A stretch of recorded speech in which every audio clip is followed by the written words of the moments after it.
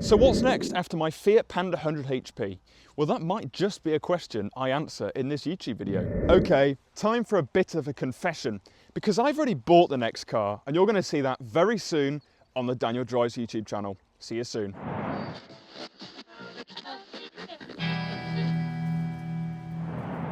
So this is it. After many, many evenings surfing Auto Trader and eBay for the next car, I'm very happy to announce what I've gone for on this episode of Daniel Drives. Thanks for all your guesses in the comments. Most of you, however, were wrong, because welcome to my 2007 BMW Z4.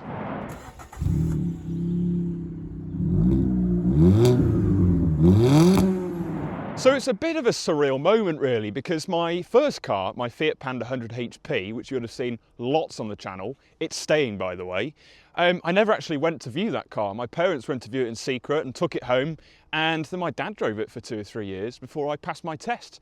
So this, in effect, is the first car I have ever gone to view myself and buy for myself. So it feels like a bit of a massive reward really. I mean, just look at that, doing it from the key.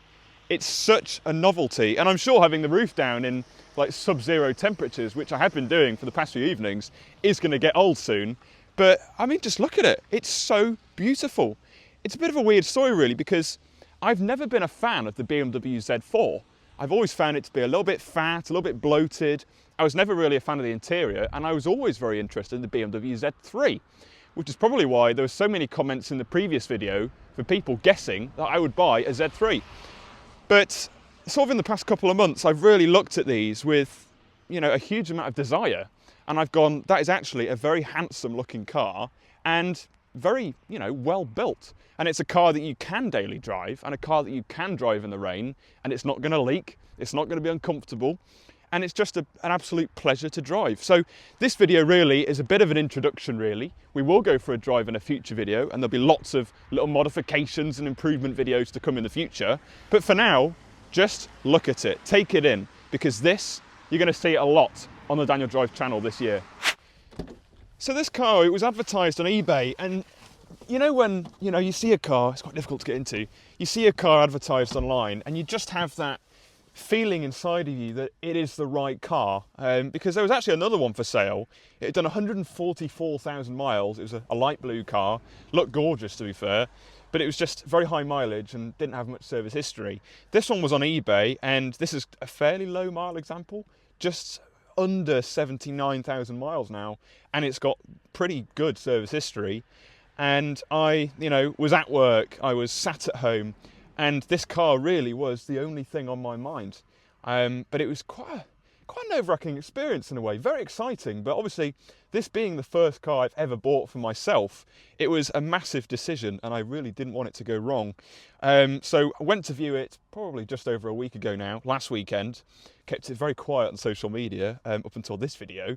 And yeah, it was in Southport, so we travelled about an hour, me and my parents, in Twiggy the Twingo. And spent a long time viewing the car. I really wanted to make sure it was the right one. So I brought my OBD scanner along and everything, and, you know, looked underneath, took out for a long test drive, made sure the roof was operational, and really looked into all of the common faults in this car. And I probably will do a buyer's guide in future when I know more about it. And it turned out to be the one. So what did I pay? That's a big question, and I'm gonna say how much I paid. I know some people don't like to disclose that, but I will, for the benefit of the people out there that maybe want to get into one of these cars. This was up for £3,500, and I managed to get it for £3,250. And that's mainly because the water pump hasn't been changed. We don't think there's nothing in the service history about it, and it needs a full set of tyres. You know, they're both going to get done, so that was reflected in the price a little bit. So took it home that day, and it was a very exciting drive home. It was very surreal. My mum had to drive it because I couldn't get insurance. Typical, very annoying. And it was stood for a week on my driveway until I could get insurance. And now I'm insured. I'm probably on day 3 of being insured on this car, and I'm absolutely loving it. So a big question many of you will be asking right now, screaming at your televisions, is what engine did I choose? Well, I can show you if I pop the bonnet, pop the hood for the American viewers. The bonnet is humongous. It is super, super long. and it's actually on gas struts, which is a really nice luxury. So you just do the latch, and then it rises upwards just like that. A really massive panel for a pretty large engine, let's be honest. So this is a 2.5 litre straight six engine. It's an N52 engine in BMW terms, and it is silky smooth. It provides a really nice amount of power from, you know, low revs. It picks up nicely, and on the motorway it's not revving like crazy, and should be, touch wood, fingers crossed, pretty reliable. I think it's got about 175 horsepower. And I know a few people in the comments will probably say, why didn't you go for a 3 litre N52? And the answer to that is very simple. They cost more to buy and a little bit more to run, and insurance as well will be more expensive. And this car obviously being a 2.5 litre for such a great price, I'm really quite happy with what I've ended up with, because it sounds epic. And when we go out for a drive in a future video, you're definitely going to hear that. But I mean, what an engine. And if you know any things that maybe I don't, if you've got any tips with the N52 engine, then do leave a comment down below.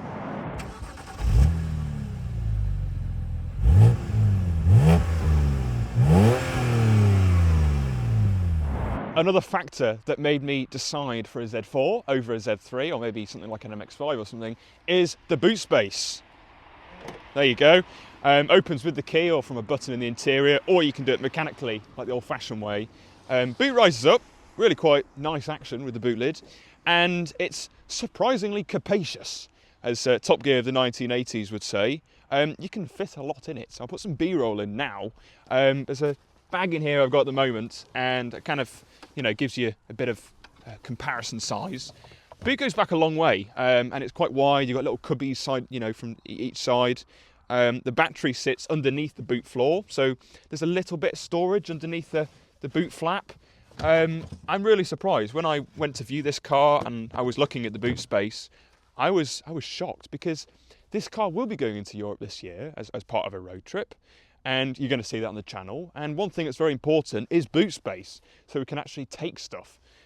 So yeah, I'm very, very happy with the boot space. The interior of the Z4 has really grown on me, and I think it's such a comfortable place to be. I know it's a cliche, nice place to be and stuff, handles like a go-kart, blah, blah, blah. But it really is, and it's got some nice kit on it. You know, it's got automatic lights, it's got heated seats, it's got stuff like tyre pressure monitoring system on board. It's got FM radio, CD player, and fitting Bluetooth. You'll see it in future.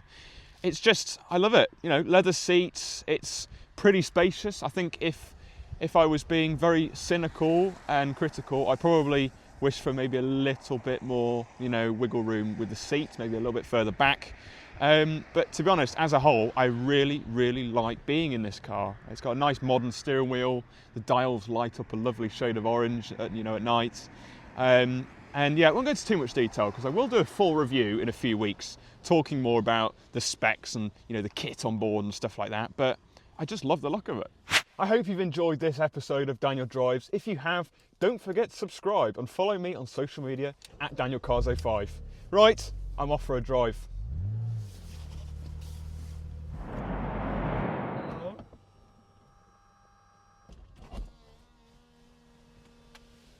Ooh la la.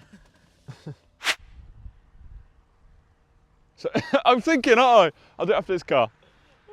Keep it. Yeah. There's a little outtake at the end. Go on, start filming. Oh, right, okay. All right, okay. Right. So this is it. I'm just going to send it. Oh, stopped it. Oh, right, hold on.